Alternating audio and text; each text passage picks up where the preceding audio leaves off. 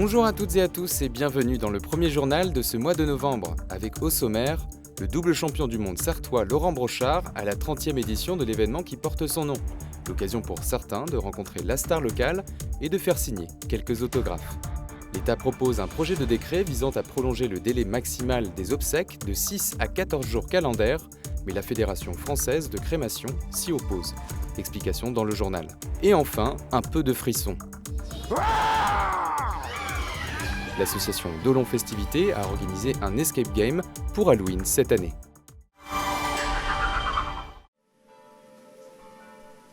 Ce mercredi 1er novembre, la star, c'est lui.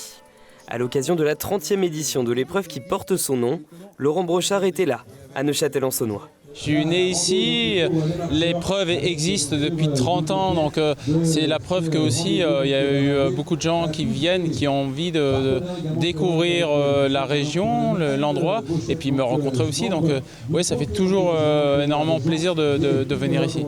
Il n'est pas venu seul, avec lui un maillot arc-en-ciel et une médaille d'or. 26 ans après son titre mondial sur route, Laurent Brochard est de nouveau champion du monde à 55 ans, de Gravel cette fois. Ça fait énormément plaisir de pouvoir revenir un petit peu dans l'actualité. Après, ça reste dans ma catégorie. C'est en 55-59 ans que le Sartois d'origine s'est imposé en Italie. Après son titre, pas question d'oublier ses racines. Il revient sur ses terres pour honorer ceux qui l'ont accompagné. C'est un garçon qui a une reconnaissance. On dit, nous, dans nos campagnes, il a la reconnaissance du ventre. Vous voyez ? Et c'est vrai. Il a la reconnaissance de dire, voilà, c'est le club de Neuchâtel qui m'a permis de faire la carrière que j'ai faite. Alors, comme les près de 400 vététistes et randonneurs, Laurent Brochard s'était lancé sous la pluie sur l'un des parcours de vélo. L'année dernière, l'événement avait attiré 800 personnes. Cette année, seulement la moitié. La faute, en grande partie, à une météo défavorable.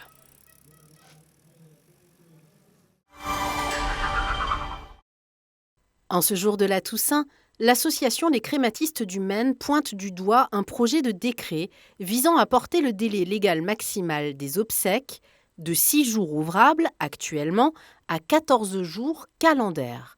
Concrètement, cela voudrait dire que les opérateurs de pompes funèbres auraient un délai allongé entre le décès d'une personne et son inhumation ou sa crémation.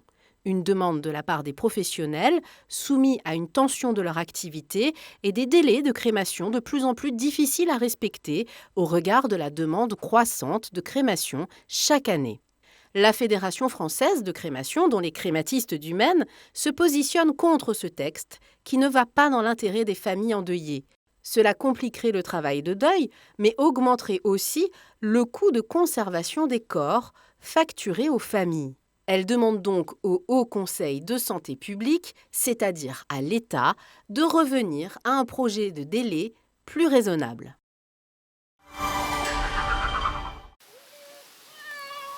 Vous le savez à présent, mais un homme averti en vaut deux. Alors nous vous rappelons qu'une tempête s'amorce sur le quart nord-ouest et qu'elle devrait atteindre son intensité maximale en Sarthe au cours de la nuit de mercredi à jeudi, avec des rafales attendues à 95 km/h et de fortes pluies. Jeudi matin et jeudi après-midi, toujours des rafales jusqu'à 85 km/h. La tempête devrait se calmer dans la soirée de jeudi, mais il est conseillé de limiter au maximum vos déplacements jusque-là.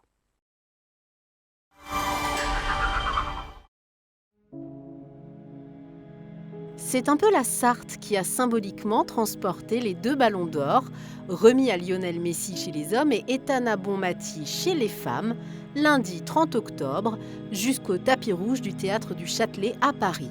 En effet, le prototype électrique hydrogène développé par l'ACO dans le cadre de la mission H24 a été choisi pour transporter les trophées.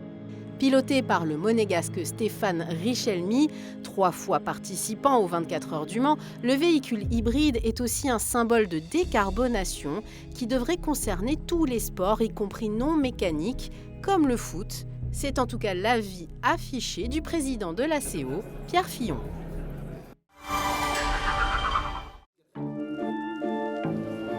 Bienvenue à l'asile psychiatrique de Dolon en 1943. Une ambiance effrayante qu'instaurent les membres de l'association Dolon Festivités. L'année dernière, on avait fait une soirée d'Halloween classique. Cette année, on a eu envie de changer, d'apporter quelque chose de nouveau aussi, qu'il n'y a pas forcément dans le coin. Voilà, donc l'idée de l'escape game, nous on est de très grands joueurs au sein de l'équipe de Dolon Festivités. On est vraiment fan de ce genre de jeu et on s'est dit pour amener une animation dans notre soirée, ça peut être pas mal. On est fiers quand même, parce que c'est vrai qu'on a fait ça à deux, que c'est pas notre boulot. Et ouais, non, ça fait plaisir. Alors les participants tentent de survivre à un escape game. Des joueurs et joueuses, les petits comme les grands, tentent d'élucider les mystères, avec plus ou moins de réussite. En fait, on est en train de faire un puzzle, mais il est trop difficile. Pourquoi c'est trop difficile ? Parce que le code il est trop difficile, du coup on ne peut pas faire le puzzle tant qu'on n'a pas les réponses. Compliqué, très dur. Alors, on n'a toujours pas compris, ça fait au moins une demi-heure qu'on est dessus, on n'a toujours pas compris. Outre la réussite aux épreuves, le but ? C'est le fait de se déguiser, de passer une bonne soirée en fait. Parce que j'aime bien ma famille et on vient ici pour faire la fête et rigoler. Au total, 250 personnes ont participé à cette soirée, tous ou presque vêtus de leur plus bel habit. Beaucoup de costumes super chouettes, donc voilà, tout le monde joue le jeu et ça c'est génial. Donc, j'espère qu'ils vont frissonner un petit peu, de plaisir surtout. Les retours sont positifs, beaucoup de personnes saluent un travail long de 6 mois qui devrait se reproduire. Les organisatrices annoncent déjà de tenir le thème de l'année prochaine, pour le plus grand plaisir de toutes ces personnes déguisées.